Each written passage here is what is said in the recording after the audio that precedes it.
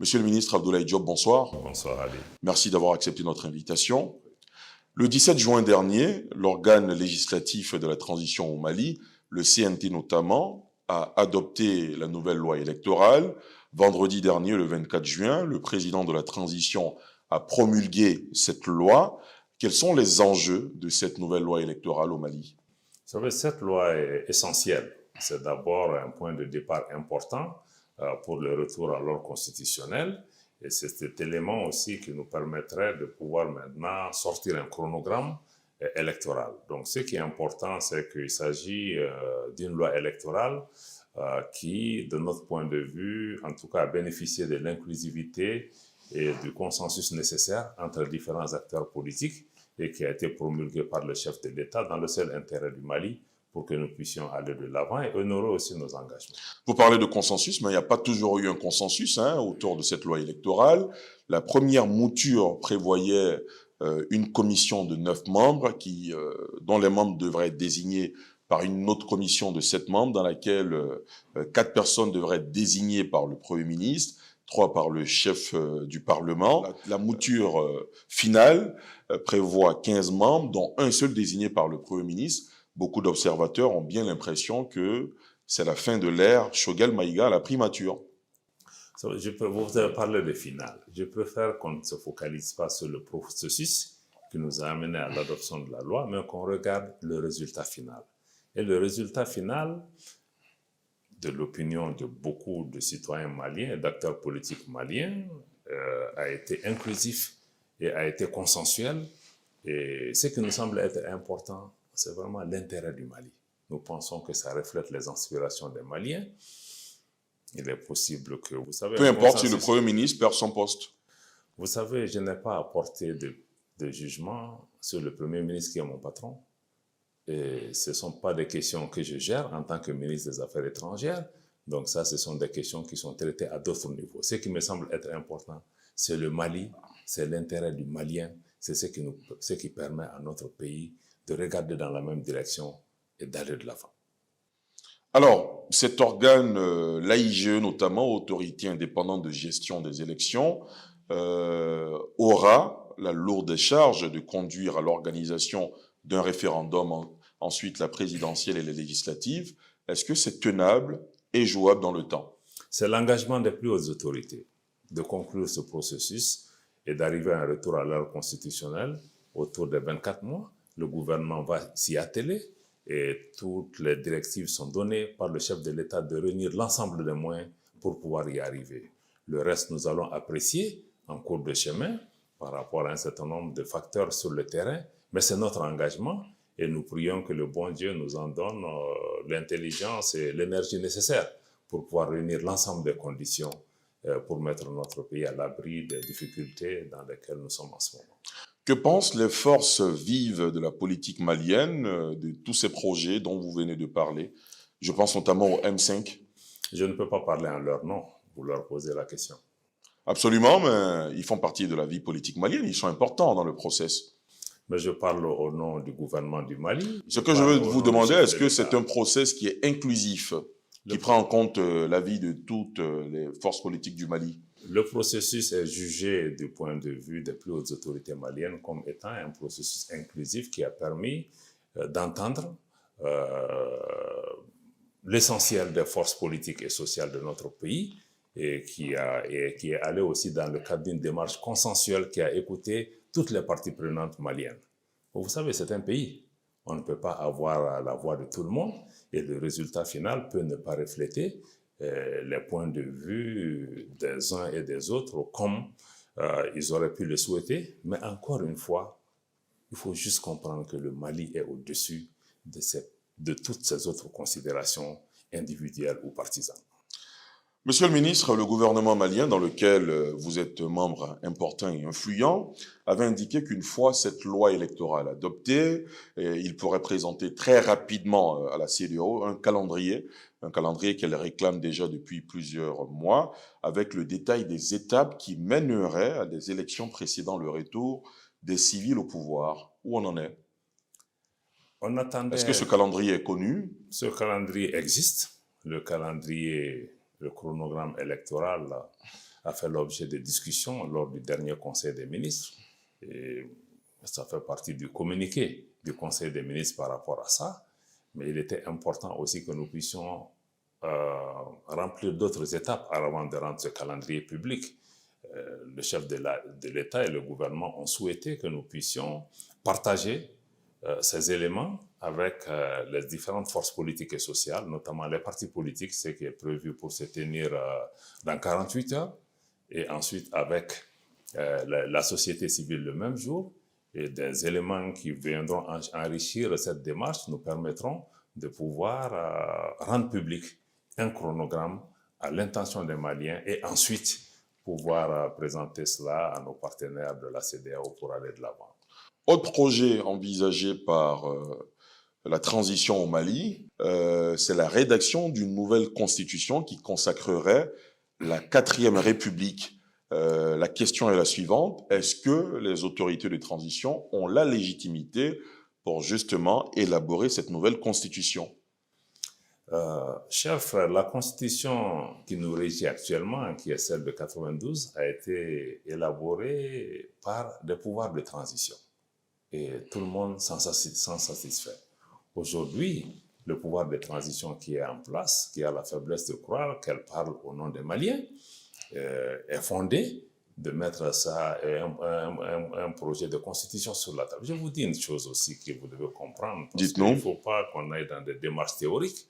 On a vu au Mali, comme dans beaucoup de pays africains, ici en particulier, il y a 3 pouvoirs élus qui ont tenté de modifier la constitution. Ça n'a pas abouti. Nous pensons qu'un pouvoir de transition, qui est par définition un pouvoir neutre, est en mesure de réunir les conditions nécessaires pour créer un consensus national au sein du pays pour pouvoir adopter une constitution elle-même qui sera soumise, je le rappelle, à référendum pour être adoptée par l'ensemble des Maliens. Je pense qu'il n'y a pas de processus plus légitime que cela. Donc, on sort un peu des postures théoriques. Ça, c'est la réalité de notre pays, c'est la réalité de beaucoup de pays africains. L'engagement du chef de l'État, c'est de créer ces conditions nécessaires justement pour une démarche inclusive, pour créer le consensus nécessaire pour que l'ensemble des Maliens, qui le souhaitent en tout cas, puissent avoir leur mot à dire, puissent contribuer à façonner une vision nouvelle pour notre pays. Monsieur le ministre, cette commission n'aura que 2 mois pour élaborer cette constitution. 2 mois, ce n'est pas trop peu? Absolument pas. Vous savez, comme je l'ai indiqué, il y a eu 3 tentatives de modification de la Constitution. Et toute la littérature, toutes les idées forces et maîtresses existent déjà. Et ces documents sont déjà là. Donc, il s'agit pour la Commission de pouvoir s'approprier ces éléments et de pouvoir créer un cadre de dialogue pour prendre en charge de nouveaux éléments. Mais je pense que c'est énorme. À quand la nomination des membres de cette commission? Ça se fait assez en cours. Il y a des procédures internes à notre niveau pour pouvoir identifier des personnes. Je pense que très prochainement, dans les jours à venir, cette commission sera nommée par le président de la transition. Monsieur le ministre, parlez-nous sans réserve. La chute du président Ibrahim Boubacar Keïta et l'avènement des nouvelles autorités de transition étaient, semble-t-il, justifiés par l'impératif sécuritaire sur l'ensemble du territoire malien. Aujourd'hui, est-ce qu'il ne faut pas plutôt rester focus sur cet impératif sécuritaire plutôt que de travailler à rédiger une nouvelle constitution? D'abord, il faut que je recadre. Dites-nous. L'impératif sécuritaire était un élément. Mais ce sont les élections législatives organisées en avril 2020 qui ont précipité évidemment des mouvements populaires pendant 5 mois qui ont conduit à la démission du président Ibrahim Boubacar Keïta. Bon, je crois qu'il y avait une appréciation des Maliens par rapport à la détérioration de la situation sécuritaire. Aujourd'hui, je peux vous dire que pour le pouvoir de transition, la sécurité demeure la priorité numéro 1, 2 et 3. Des investissements importants ont été faits en termes d'équipement des forces de défense et de sécurité qui aujourd'hui montent en puissance. Il y a des résultats qui se font sur le terrain. Il y a plus de 80 000 personnes réfugiées et déplacées qui ont pu regagner leur foyer. Donc ça, c'est une priorité. Naturellement, vous savez, les pays les plus aussi importants que les États-Unis ou d'autres font face à des guerres asymétriques où les résultats ne sont pas garantis du jour au lendemain. Nous sommes conscients que La sécurisation du pays demeure un effort de longue haleine, mais aujourd'hui, les investissements qui sont faits par le pays permettent de croire qu'il y a une amélioration certaine sur le terrain qui va se poursuivre, qui va justement pouvoir créer les conditions nécessaires pour l'organisation des élections. Donc, la sécurisation demeure notre préoccupation numéro un. Mais encore, je peux vous dire que la sécurisation, elle seule, ne va pas résoudre le problème. Parce que quand on a parlé de sécurisation, aujourd'hui, comme je vous ai dit, les élections qui ont été à la base de la crise nous inclinent à croire qu'il y a quand même des problèmes de gouvernance. Il y a des réformes qui attendent depuis 30 ans pour être mises en place, y compris des réformes électorales, y compris des réformes de gouvernance, la justice, l'éducation. Donc si ces réformes aussi ne sont pas faites maintenant, je crois qu'on risque de retomber dans ces problèmes très bientôt. Donc c'est pourquoi il est important que les uns et les autres fassent preuve de compréhension, qu'il faille investir un peu plus de temps maintenant pour avoir une stabilité durable, parce qu'on a vu qu'il y a eu 3 transitions au Mali. Et chaque fois, on a organisé des choses à la va-vite. Après, on est revenu à la case zéro et on reprend. Cette fois-ci, on veut se donner le maximum de chances de ne pas se précipiter juste pour satisfaire des délais théoriques dans certains cas, mais de pouvoir renforcer les institutions du pays, mais aussi renforcer, en tout cas améliorer la sécurité. Est-ce que vous êtes en train de nous dire implicitement que dans un coin de votre esprit, vous entendez aller au-delà des 24 mois qui vous restent à faire? Il n'y a rien dans le coin de mon esprit. Et la décision du président de la transition est très claire. La durée de la transition est fixée à 24 mois. Nous nous attelons à cela. Et nous allons évaluer les choses en fonction de la réalité sur le terrain. Un comité. Donc les choses peuvent évoluer. Ça, ce n'est pas ma décision. Je pense que tout dépendra de la situation sur le terrain et des décisions que les acteurs prendront en toute transparence. Parce que le comité de suivi, je vous le dis, ne sera pas composé que du Mali. Il y aura l'Union africaine, il y aura la CEDEAO et les Nations unies. Donc les constats et les évaluations seront quand même communs pour pouvoir déterminer de la marche à suivre. Je pense que la météo, ce n'est pas moi qui va la déterminer. Très bien. Aujourd'hui, sur la question sécuritaire, notamment du Mali, beaucoup d'observateurs s'interrogent, se demandent quel est le pourcentage de territoire que vous avez pu reconquérir avec justement la montée en puissance des FAMA sur le terrain. Je n'ai pas ce pourcentage, mais j'ai le pourcentage de ce que nous avons perdu suite à l'intervention de l'OTAN dans le nord du Mali en 2012. C'est ça le point de départ qui a amené notre pays à perdre les 2/3 de son territoire national, qui a permis à des groupes rebelles et à des groupes terroristes d'occuper le nord de notre pays. Et depuis, nous nous battons pour pouvoir recouvrer cela. Nous avons eu des soutiens importants de partenaires étrangers au niveau de la région, à l'extérieur de la région. Ça n'a pas donné les résultats qu'il faut. Nous nous battons par rapport à cela. Nous nous battons au quotidien pour pouvoir renforcer cela. Je crois que le plus important, c'est que nous sommes dans cette dynamique pour pouvoir augmenter ce taux de couverture de notre pays. Et je rappelle aussi que nous avons un accord pour la paix et la réconciliation qui fait partie des stratégies du gouvernement à travers son application de pouvoir augmenter notre couverture de cela. Je crois que c'est de cela qui est important. Donc, ceux qui se focalisent sur ça devaient se rappeler leur responsabilité première qui a fait perdre à notre pays les 2/3 de son territoire. Ce n'était pas juste parce que l'État n'était pas en mesure d'assumer la sécurité dans son pays. Abdoulaye Diop, dites-nous, quel est aujourd'hui le moral, le mental de vos forces armées, des FAMA notamment, qui sont montées en puissance avec le retrait notamment des forces spéciales européennes, le retrait en cours des forces françaises, le retrait du G5 Sahel, ça fait beaucoup de retraits finalement.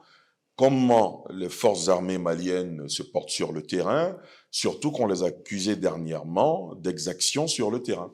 Ça fait beaucoup de retraits, mais ce qui est important à noter, il y a un engagement plus fort des Maliens derrière leurs autorités, derrière les forces de défense et de sécurité pour assurer la sécurité des Maliennes et des Maliens.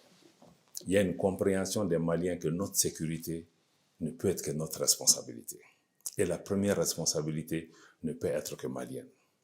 Et que nos forces de défense et de sécurité ont fait le vœu de pouvoir donner leur vie pour la défense de la patrie, la défense de l'intégrité territoriale de l'unité de notre pays. Ceci se fait maintenant.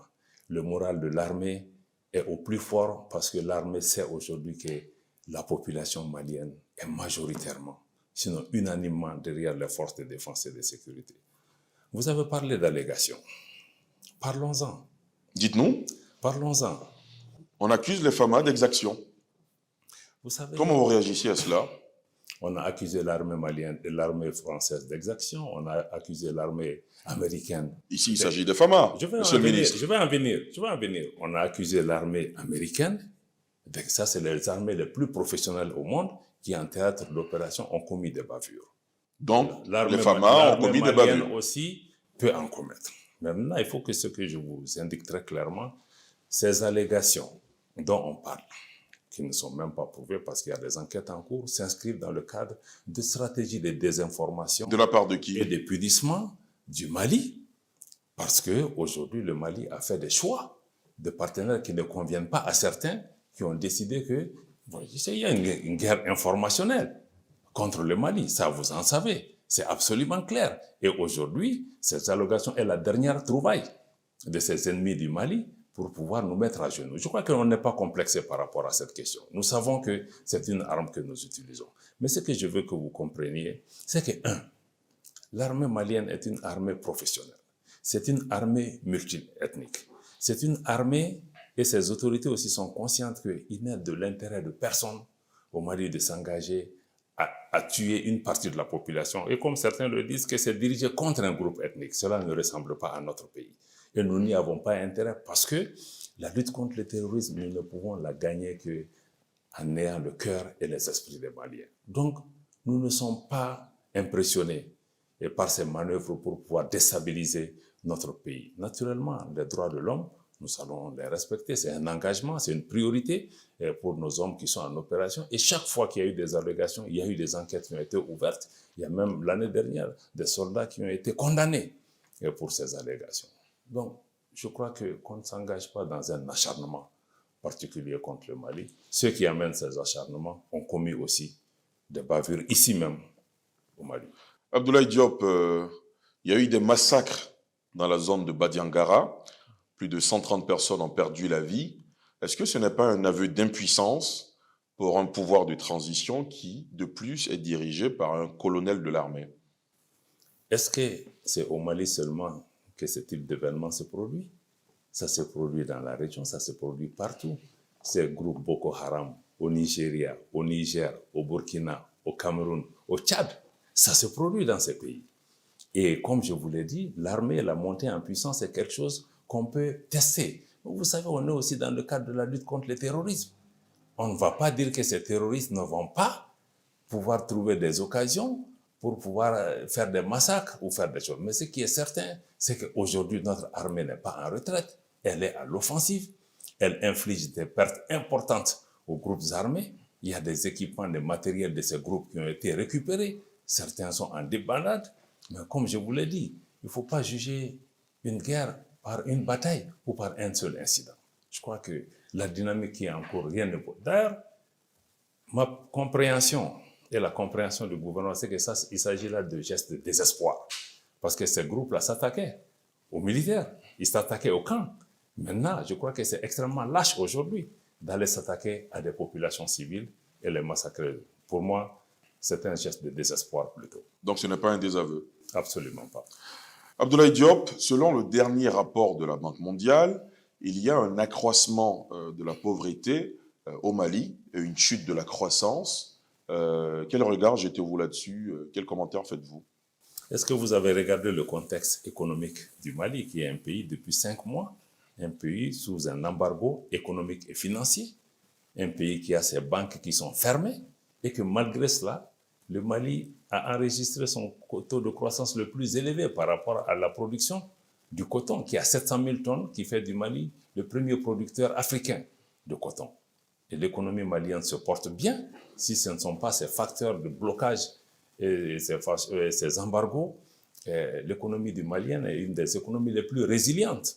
Et l'embargo a permis de tester cette résilience. Moi, je suis convaincu que si ces mesures de restriction sont levées, notre pays est encore capable de surprendre les producteurs maliens, les industriels maliens sont capables de surprendre, sont capables de compétir pour ramener notre pays à des taux de croissance que nous avons toujours connus. Au niveau de l'UEMOA, nous ne sommes pas parmi les derniers. Est-ce que tous ces chiffres que vous avancez, cette embellie que vous révélez, ne cachent pas plutôt une souffrance des populations maliennes?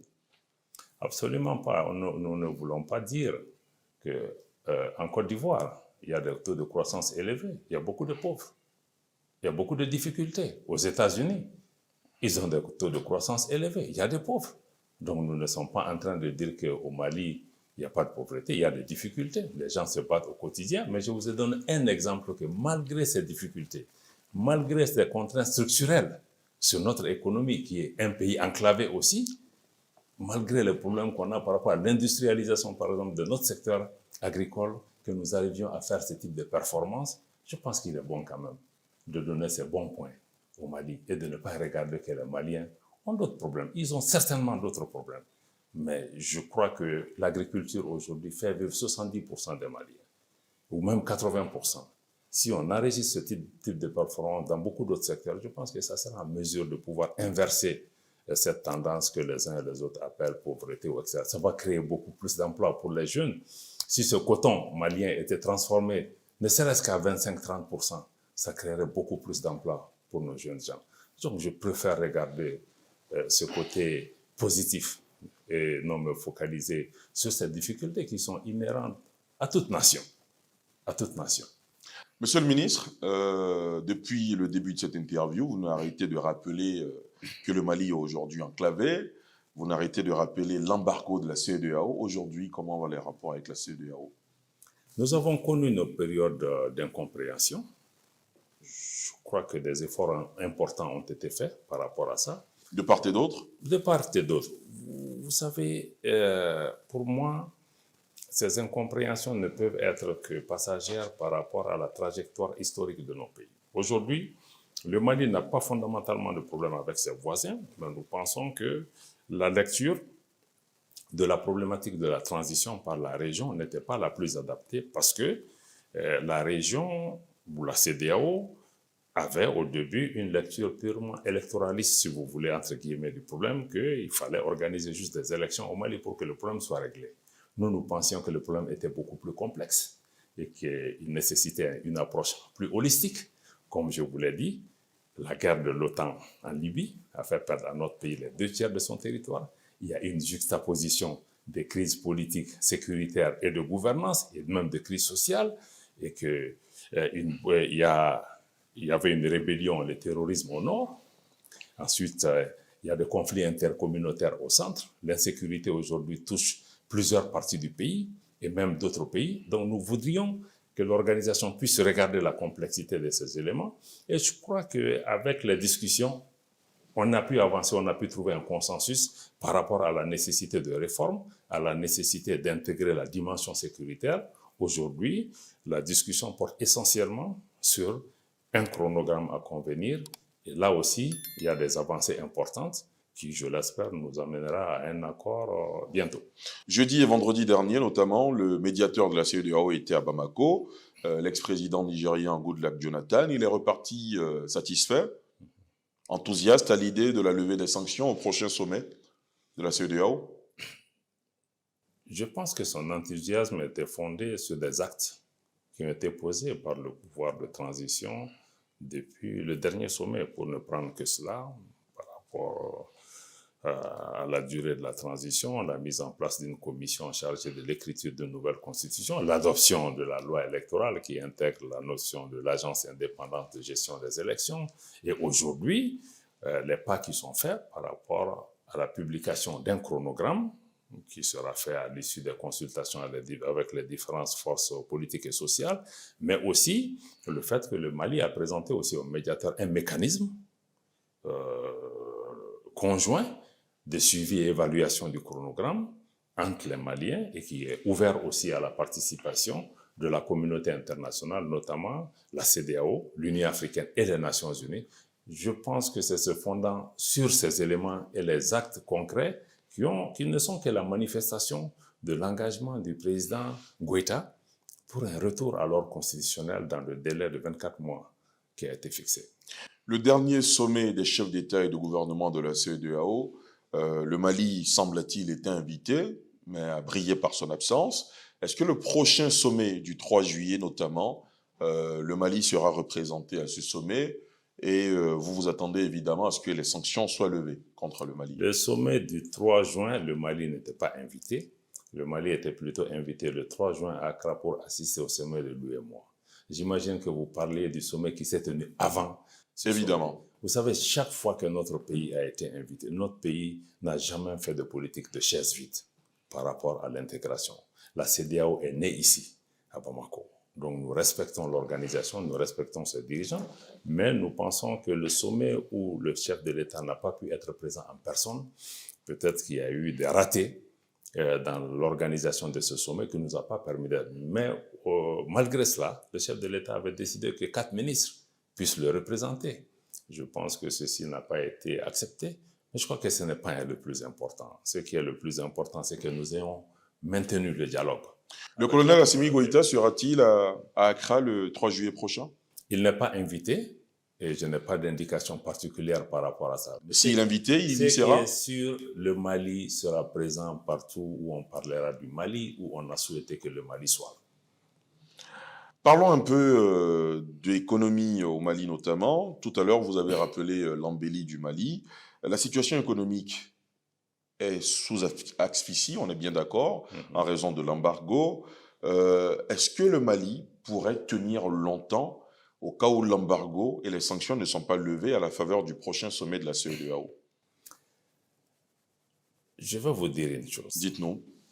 Quand l'embargo a été imposé à notre pays, beaucoup ont pensé que le pays ne tiendrait pas 2 semaines.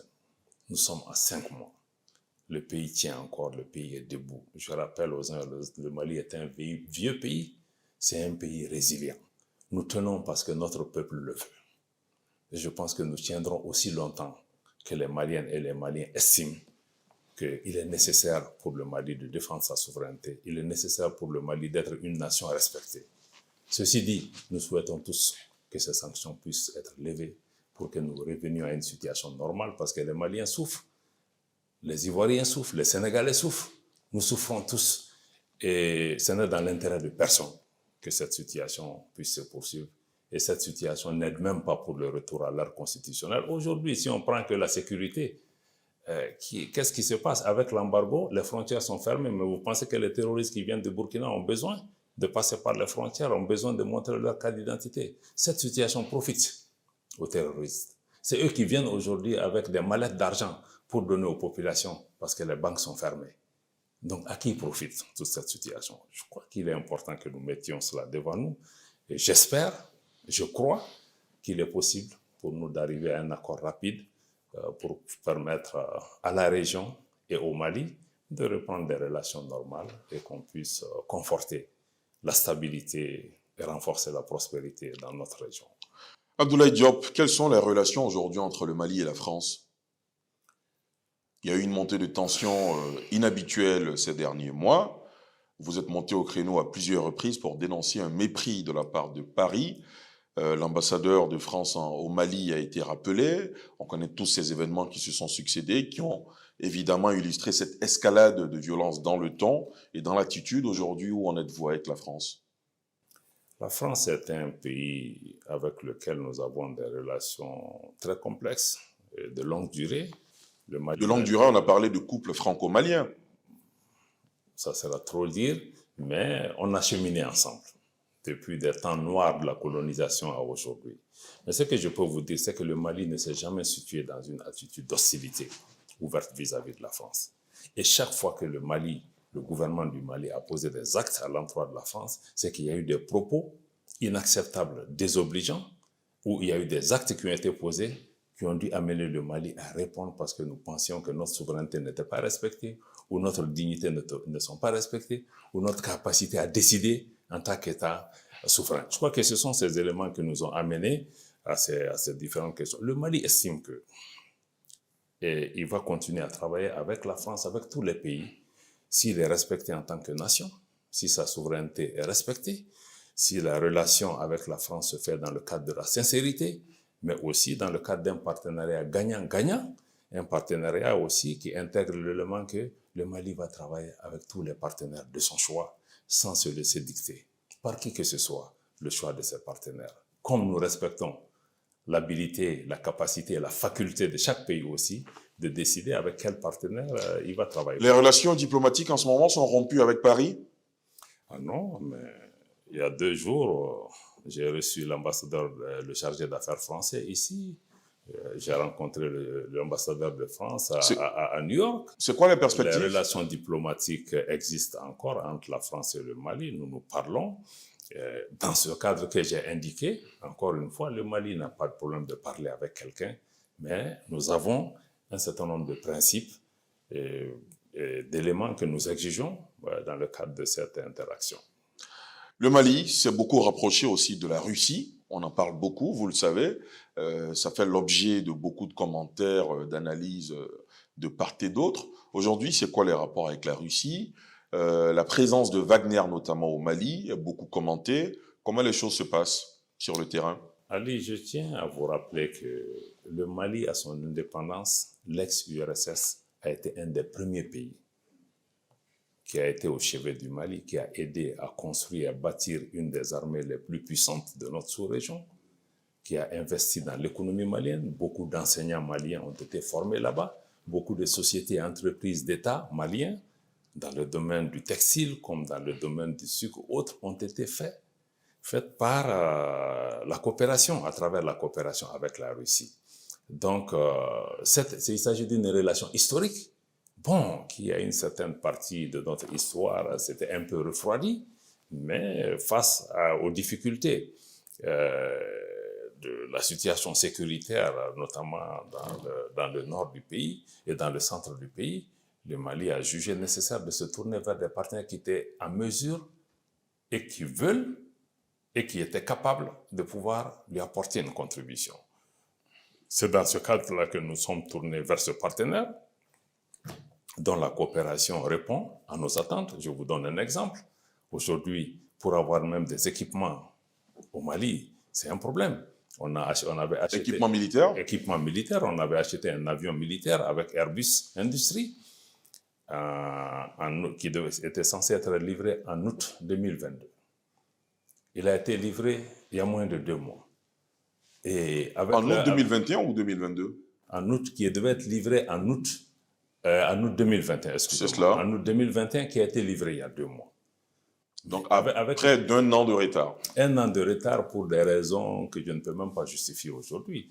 Avec la Russie, nous avons commandé des hélicoptères et d'autres aéronefs en 4, 5, 6 mois. Tout a été livré. Donc aujourd'hui, Ali, ce qu'il faut intégrer, c'est que si la survie du Mali dépendait de cet aéronef qui nous a été livré 10 mois après, qu'est-ce que vous pensez serait advenu à notre pays? Je pense que nous, notre priorité, c'est comment assurer la sécurité de notre pays. Et nous irons à tous les partenaires qui sont en mesure de nous apporter ce que nous voulons et qui inscrivent leur démarche avec nous dans une démarche de sincérité. Pour moi, c'est cette efficacité. Ils vont parler de sociétés de sécurité privée et de tout ce qu'ils veulent par rapport à ça. Ce n'est absolument pas avéré, ces informations. Nous avons dit que oui, nous travaillons avec la Russie. La Russie est présente ici. Avec Wagner notamment? Je veux dire, ne vous inscrivez pas dans les, moi je pose des questions. Dans les éléments de langage des Occidentaux. Monsieur le ministre, je m'inscris dans aucun élément de langage, je pose des questions. C'est mon job. À cette question, nous avons la Russie qui est présente au Mali en équipement, en instructeurs, et cette coopération nous aide à renforcer les capacités des forces de défense et de sécurité qui donnent des résultats sur le terrain. Pour moi, c'est ça le plus important. D'autres s'inscrivent dans des démarches de compétition parce qu'ils ont perdu le terrain, parce qu'ils veulent dénigrer les Maliens ici et là. Moi, je crois que ce n'est pas ce qui compte. Mais ceux qui parlent de mercenariat, ce n'est pas eux qui ont inventé le mercenariat. Les forces américaines en Irak, c'était constitué de Blackwater, les 2 tiers des forces là-bas. Donc, que les gens aussi ne viennent pas. Donc, le Mali n'a aucun complexe à avoir Wagner dans ses forces. On n'a pas Wagner ici, mais je suis en train de vous dire que ceux qui parlent de mercenaires, c'est eux-mêmes qui ont inventé ce concept. Et qu'ils soient un peu plus simples en parlant aux gens de choses qu'ils ont créées eux-mêmes, qu'ils ont utilisées, qu'ils continuent à utiliser. Nous, notre problème, c'est que les choix qu'on a faits ne leur conviennent pas. Et ils essaient de trouver des moyens de créer des problèmes par rapport à ça. Mais le Mali va continuer à travailler pour sa sécurisation, pour donner les moyens nécessaires à nos forces de défense et de sécurité pour faire ce qui est nécessaire pour mettre notre pays à l'abri. Pour moi, c'est ce qui est important. Je ne roule pas sur les thématiques et les agendas que les autres mettent ici et là. Ils peuvent continuer à parler de cela. Très bien. Parmi vos voisins, il y en a un avec qui vous avez des liens historiques très forts, c'est la Côte d'Ivoire. La Côte d'Ivoire et le Mali partagent des liens historiques très forts, mais dernièrement, à la faveur des sanctions établies par la CEDEAO, il y a eu une montée de tension, notamment sur les réseaux sociaux. C'est quoi vos rapports aujourd'hui avec la Côte d'Ivoire et le président Ouattara? Le président Goïta, comme nous-mêmes, nous ne gérons pas nos pays à travers les réseaux sociaux. La Côte d'Ivoire est un des pays les plus importants pour nous dans la région. La diaspora malienne dans la région est la plus importante en Côte d'Ivoire. Nous avons des relations économiques très poussées et nous avons même des relations séculaires entre nos deux pays. Il peut arriver que dans le cadre de la gestion de la transition, tel ou tel pays de la région n'ait pas eu la lecture que nous avons souhaitée. Mais même dans ce cas, nous avons toujours continué le dialogue avec la Côte d'Ivoire, avec d'autres pays. Le président Goïta s'entretient régulièrement avec le président Ouattara.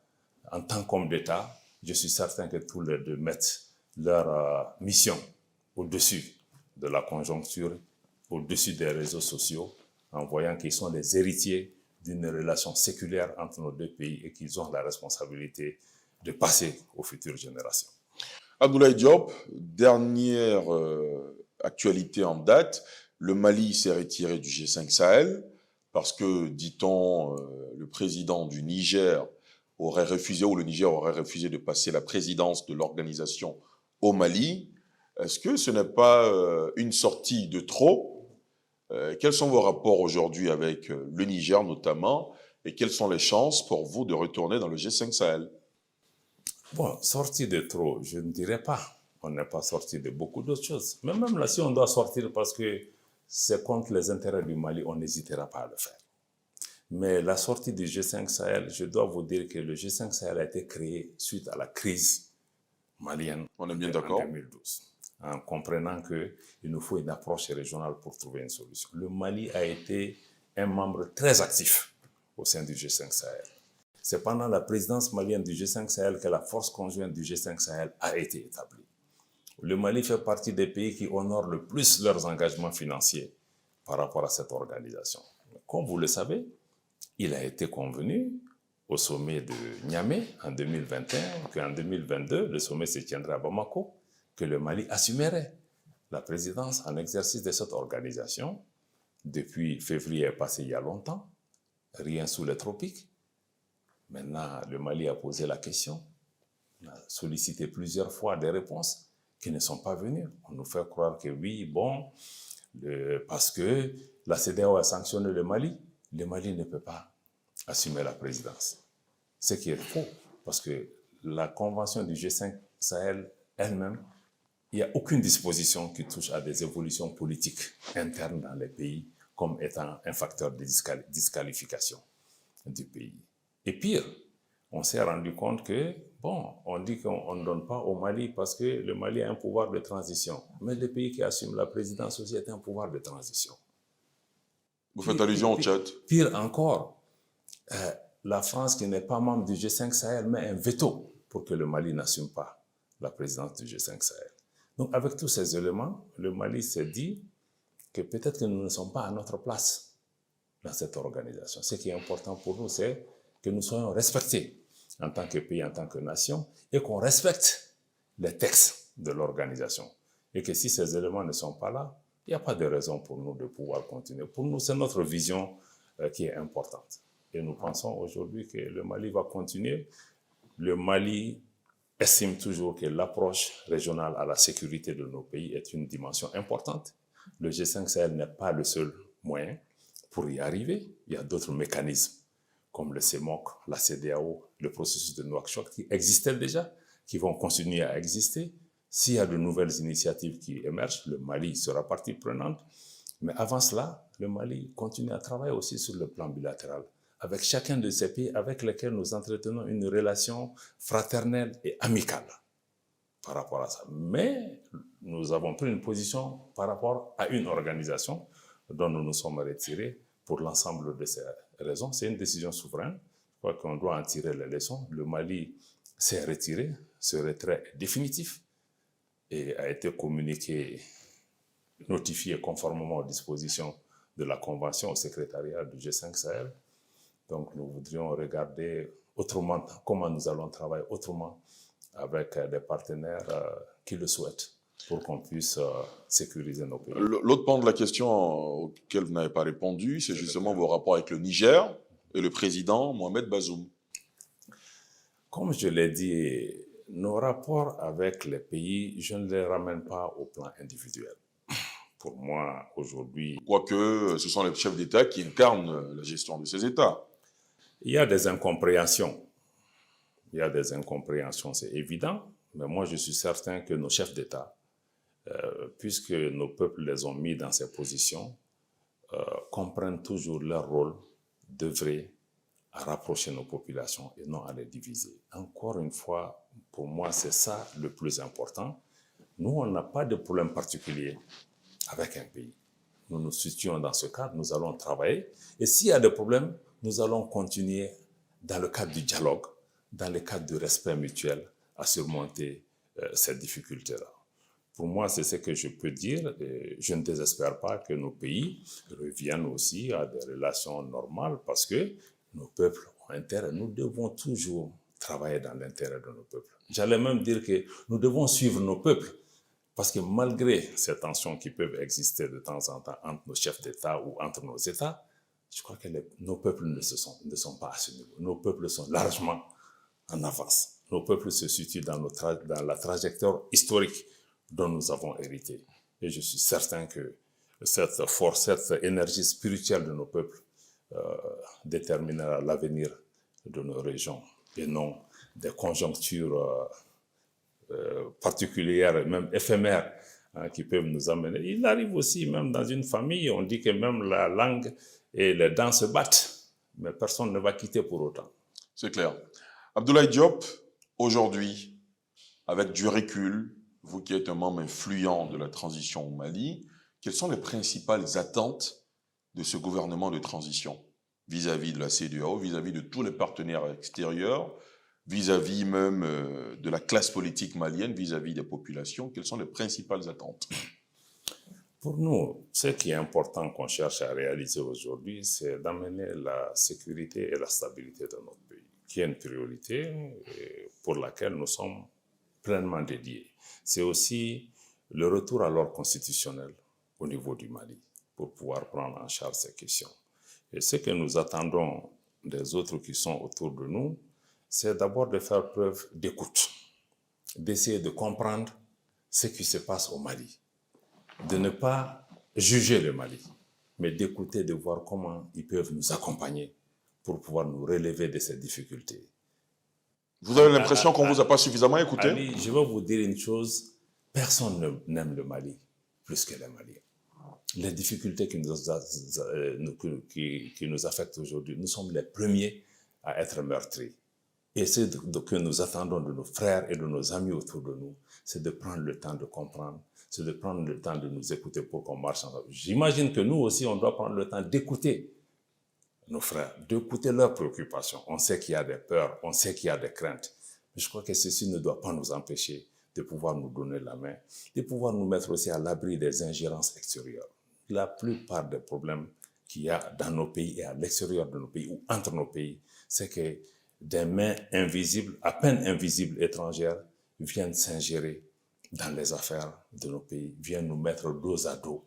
Est-ce que ce n'est pas une attitude ou une disposition réductrice que de penser que le malheur vient forcément de l'extérieur de ces mains dont vous parlez? Je suis le premier. À ce moment, qui est responsable de la situation dans laquelle nous sommes? Je suis le premier à reconnaître la responsabilité des Maliens par rapport aux difficultés que nous connaissons, par rapport à l'insécurité, par rapport aux problèmes de gouvernance, par rapport aux problèmes de pauvreté. Mais aussi, une grande partie des problèmes que nous avons aujourd'hui, je vous l'ai dit, Nous, on a toujours eu des rébellions ici depuis l'indépendance. Chaque 10 ans, il y a eu des rébellions. Mais aucune rébellion nous a conduit à la situation dans laquelle nous sommes dans ça parce que l'OTAN est intervenu dans notre région, a changé les rapports de force où nous avons perdu les 2 tiers de notre territoire. Pour vous donner juste un exemple, ce sont ces types de situations qu'on ne peut pas mettre sous le boisseau, comme ça. Kidal, qu'est-ce qui s'est passé à Kidal? Quand l'armée française est intervenue pour aider l'armée malienne à libérer le pays, nous sommes reconnaissants à la France d'être venue à notre secours. On a libéré Gao, on a libéré Tombouctou. À 50 km de Kidal, l'armée malienne a été stoppée net. Ceci a constitué une humiliation importante pour les Maliens. Jusqu'à aujourd'hui, l'État malien n'est pas présent, en tout cas n'est pas présent tel qu'elle devait être dans cette région de notre pays. Ça, c'est un acte posé par les Maliens? Non. Donc, nous ne sommes pas là pour nous mettre la tête dans le sable. Nous avons notre responsabilité, mais aussi, il y a des choses qui se sont passées ici parce qu'induits par des comportements, par des actes qui viennent aussi de l'extérieur. Ça, on ne peut pas aussi nous empêcher de mettre le doigt dessus. Mais je ne veux pas dire que les autres sont totalement responsables de cette situation. Même s'ils ont pu faire ces choses-là, ils ont eu des Maliens souvent avec eux pour le faire. Donc nous sommes responsables, mais les autres aussi le sont. Dites-nous, sans réserve dans cette interview, l'autorité indépendante de gestion des élections va commencer son travail, va dérouler et va certainement ouvrir bientôt la phase de réception des candidatures pour justement la présidentielle qui doit avoir lieu dans 2 ans. Est-ce que ça vous arrive de penser à cette échéance? Moi, je suis ministre des Affaires étrangères. J'ai été appelé pour occuper cette fonction. Je suis totalement dédié aujourd'hui et toute mon énergie est focalisée pour faire en sorte que la mission pour laquelle on m'a appelé aux côtés du chef de l'État et du Premier ministre, que je puisse réussir cette mission. Abdoulaye Diop, est-ce que vous avez le sentiment d'avoir répondu à toutes nos questions, mais sans réserve, en toute sincérité? Je pense que cette question vous appartient parce que moi, je pense avoir répondu du mieux que je peux, sans langue de bois, pour pouvoir vraiment faire comprendre à nos auditeurs, à vos auditeurs, qui nous écoutent, qui nous respectent, là où nous en sommes, là où nous pouvons aller.